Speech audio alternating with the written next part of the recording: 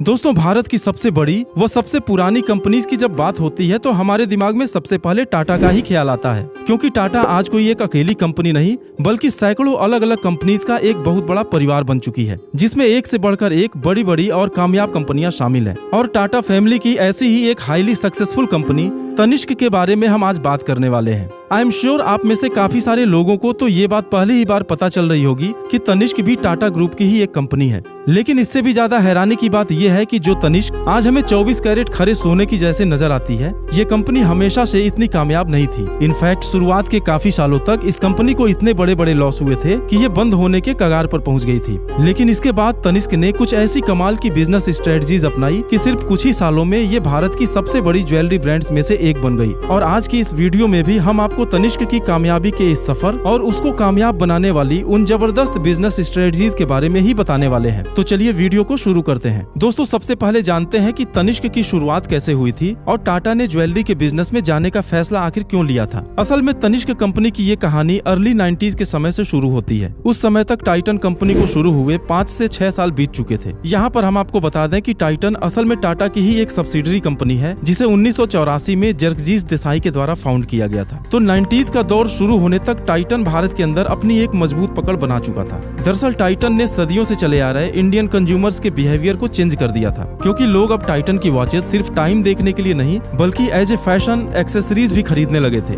इस तरह जब टाइटन भारत में सफल हो गया तो साल 1990 में मिस्टर देसाई ने इसे यूरोप के मार्केट में ले जाने का प्लान बनाया। हालांकि यूरोप में सफलता हासिल करना भारत में सक्सेस हासिल करने जितना आसान नहीं था, क्योंकि यूरोप की वॉच मार्केट टाइटन के वहां पहुंचने से पहले ही काफी ज्यादा क्राउडेड हो चुकी थी, जहां लोअर एंड से लेकर हाई एंड लेवल तक कई सारी लोकल और फॉरेन कंपनीज ने अपने पांव जमाए हुए थे। यही वजह रही कि टाइटन यूरोप के मार्केट में कुछ खास कमाल नहीं दिखा पाया। इनफैक्ट कंपनी को अपने यूरोप जाने के इस फैसले के लिए काफी सारा नुकसान भी उठाना पड़ा और टाइटन को अपनी यूरोप डिवीजन बंद करनी पड़ गई। अब सभी को लगा कि वॉचेस का बिजनेस फ्लॉप होने के बाद टाइटन यूरोप से अपना बोरिया बिस्तर समेटकर वापस आ जाएगा। लेकिन सभी को हैरान करते हुए टाइटन ने ये फैसला लिया कि अब वो यूरोप में वॉचेस की जगह ज्वेलरी बेचेगा। अब यहाँ सवाल ये आता है कि एक इंडियन वॉच कंपनी ने भला यूरोप के अंदर ज्वेलरी बेचने का फैसला क्यों लिया। आपको जानकर हैरानी होगी कि टाइटन का ये फैसला लेने की सबसे मेन वजह इराक का पूर्व प्रेसिडेंट सद्दाम हुसैन था। दरअसल ये वो समय था जब सद्दाम हुसैन के नेतृत्व में इराक की सेना ने कुवैत पर चढ़ाई कर दी थी और गल्फ में एक जबरदस्त वॉर छिड़ गया था। इस वॉर की वजह से क्रूड ऑयल का प्राइस $21 पर बैरल से बढ़कर $46 पर बैरल तक पहुंच गया था और कच्चे तेल का प्राइस इस तरह अचानक बढ़ जाने के कारण दुनिया के लगभग सभी देशों में एक फॉरेन एक्सचेंज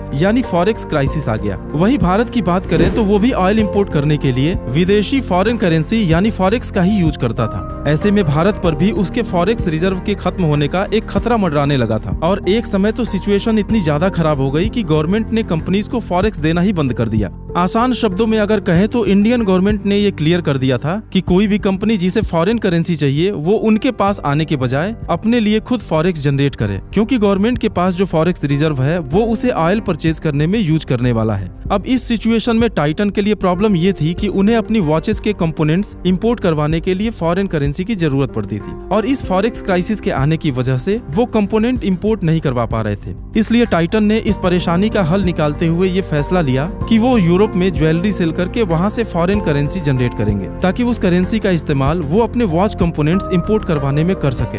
यानी टाइटन ने ज्वेलरी बिजनेस में जाने का फैसला सिर्फ अपनी फॉरेक्स प्रॉब्लम को सॉल्व करने के लिए लिया था। आखिरकार 90s के दौरान भारत में लिबरलाइजेशन के आने पर जब ये फॉरेक्स क्राइसिस खत्म हुआ तो टाइटन ने ये फैसला लिया कि वो अपनी ज्वेलरी यूनिट को भारत के अंदर एक नए ब्रांड के रूप में लेकर आएगा। दरअसल टाइटन ने देखा कि भारत के अंदर ज्वेलरी का डिमांड पूरी दुनिया में सबसे ज्यादा है और इसके बावजूद भी इस इंडस्ट्री में कोई बड़ा नेशनल प्लेयर नहीं है। यहाँ पर उन्हें एक बहुत बड़ी अपॉर्चुनिटी नजर आई जिसे उन्होंने भुनाने का फैसला किया और इस तरह उस फेमस ज्वेलरी कंपनी की शुरुआत हुई जिसे आज हम तनिष्क के नाम से जानते हैं। अब आज की अगर बात करें तो इस समय तनिष्क भारत के सबसे बड़े ज्वेलरी ब्रांड्स में शुमार किया जाता है, जहां पिछले साल 2021 में इसकी सेल्स 20,600 करोड़ के आंकड़े को भी क्रॉस कर गई थी। साथ ही अभी हाल ही में तनिष्क ने मेटावर्स में भी कदम रख दिया है, जिसके चलते ये मेटा में लॉन्च होने वाला भारत का पहला ज्वेलरी ब्रांड बन गया है। यानी मेटावर्स की हेल्प से लोग अब घर बैठे ही वर्चुअली तनिष्क के स्टोर को विजिट कर पाएंगे और इतना ही नहीं, लोग अगर चाहें तो वे तनिष्क के किसी भी ज्वेलरी को अपने वर्चुअल अवतार को पहनाकर ट्राई भी कर सकते हैं। साथ ही उन्हें अगर कोई ज्वेलरी पसंद आ जाती है तो मेटावर्स के थ्रू उसे ऑर्डर भी कर सकते हैं। आज जिस तेज रफ्तार से मेटावर्स ग्रो कर रहा है, यकीनन उसका फायदा तनिष्क को भी होने वाला है। और आने वाले समय में हम तनिष्क की सेल्स को और ज्यादा बढ़ते हुए देखेंगे।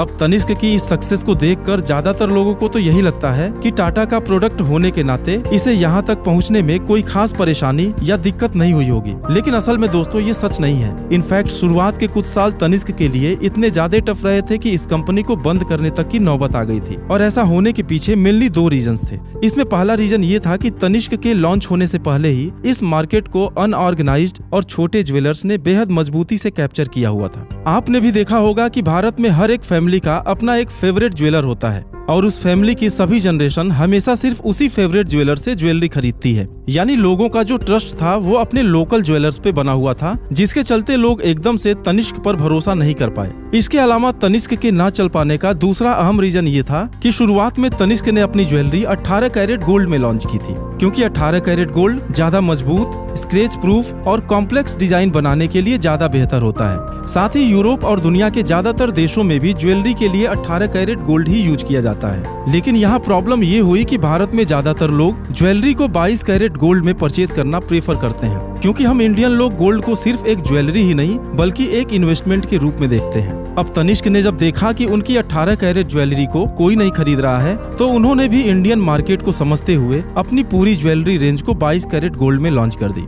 अब ऐसा करने पर उनकी सेल्स थोड़ी बहुत बूस्ट तो हुई, लेकिन इतना नहीं कि कंपनी के लॉसेस को कवर कर पाए। दरअसल यहाँ तक आते आते तनिष्क को शुरू हुए 5 साल पूरे हो गए थे, और साथ ही कंपनी के लॉसेस भी 150 करोड़ के आंकड़े को क्रॉस कर चुके थे। यही वो समय था जब टाटा कंपनी में तनिष्क को बंद किए जाने की बात होने लगी, लेकिन कंपनी के फाउंडर और एमडी मिस्टर देसाई ने गिव अप नहीं किया, और उन्होंने मार्केट रिसर्च करके ये पता लगाया कि लोग असल में उनकी ज्वेलरी इसलिए नहीं खरीद रहे थे क्योंकि अपने लोकल ज्वेलर्स के कंपैरिजन में उन्हें तनिष्क की ज्वेलरी ओवर प्राइस्ड लगती थी।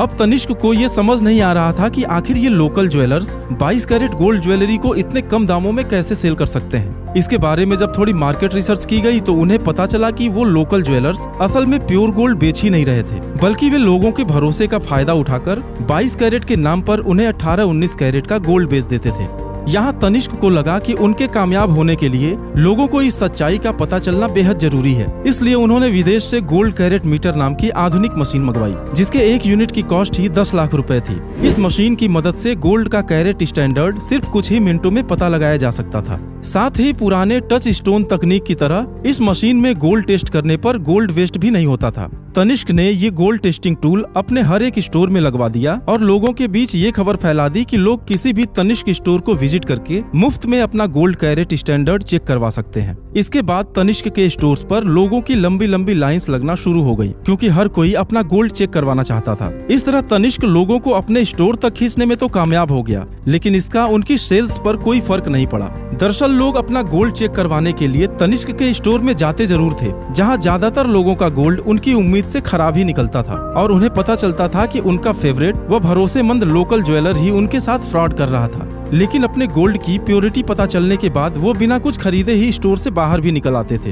अब तनिष्क को यहाँ एक चीज समझ आई कि उन्होंने लोगों को उनकी प्रॉब्लम्स के बारे में तो बता दिया, लेकिन उस प्रॉब्लम का कोई सॉल्यूशन उन्होंने लोगों को दिया ही नहीं। ऐसे में तनिष्क ने 1922 नाम की एक ऐसी कमाल की बिजनेस स्ट्रेटजी अपनाई, जिसने इस कंपनी के भरोसे को हमेशा के लिए चेंज कर दिया। दरअसल तनिष्क ने लोगों से कहा कि टेस्टिंग के दौरान अगर आपका गोल्ड 19 कैरेट या उससे ज्यादा का निकलता है तो आप उस गोल्ड को तनिष्क के 100% ओरिजिनल 22 कैरेट गोल्ड से फ्री में एक्सचेंज कर सकते हैं, जहां आपको इसके लिए सिर्फ मेकिंग चार्जेस देने होंगे। अब जैसे ही कंपनी ने ये ऑफर शुरू किया, तनिष्क के स्टोर्स में कस्टमर की भीड़ लगना शुरू हो गई, और देखते ही देखते तनिष्क की सेल्स आसमान को छूने लगी। इस तरह धीरे धीरे करके लोगों का तनिष्क पर भरोसा बढ़ता चला गया, और इसके बाद तनिष्क ने कभी पीछे मुड़कर नहीं देखा। आज तनिष्क हर ग्रुप के लोगों के लिए executive, traditional, light, heavy, cheap और सुपर एक्सपेंसिव आदि हर तरह की ज्वेलरी बनाता है। यही वजह है कि आज मार्केट में बहुत कम ऐसी कंपनीज मौजूद हैं जो तनिष्क को टक्कर दे सकती हैं। खैर चलिए अब अंत में बात करते हैं वो कौन से बिजनेस लेसन्स हैं जो हमें तनिष्क की इस इंस्पायरिंग स्टोरी से सीखने को मिलती है। दोस्तों, इसमें सबसे पहली चीज हमें ये सीखने को मिलती है कि किसी भी बिजनेस में कस्टमर्स फीडबैक लेना और फिर उसके अकॉर्डिंग डिसीजन लेना बहुत जरूरी होता है। जैसे तनिष्क ने रेगुलर बेसिस पर न सिर्फ अपने कस्टमर्स का फीडबैक लिया, बल्कि उनकी प्रॉब्लम्स को समझकर उन्हें सॉल्यूशन भी प्रोवाइड किया। दूसरी चीज ये कि बिजनेस में कोई भी अहम कदम उठाने से पहले मार्केट रिसर्च करना बेहद जरूरी होता है। शुरुआत में तनिष्क ने ये गलती की कि उन्होंने इंडियन मार्केट और इंडियन कस्टमर्स के बारे में ठीक से रिसर्च नहीं किया और इसी के चलते उन्हें नुकसान उठाना पड़ा। तीसरी और आखिरी चीज ये कि कई बार लोगों को कोई सॉल्यूशन प्रोवाइड करने से पहले उन्हें प्रॉब्लम्स के बारे में भी समझाना पड़ता है। जिस तरह तनिष्क ने अपने कैरेट मीटर के जरिए पहले लोगों को ये समझाया कि उनकी एक्चुअल प्रॉब्लम क्या है और फिर उसके बाद उन्होंने लोगों को उस प्रॉब्लम का सॉल्यूशन प्रोवाइड किया। बाकी दोस्तों, हमारी आज की इस वीडियो में बस इतना ही। आपके बहुमूल्य समय के लिए धन्यवाद।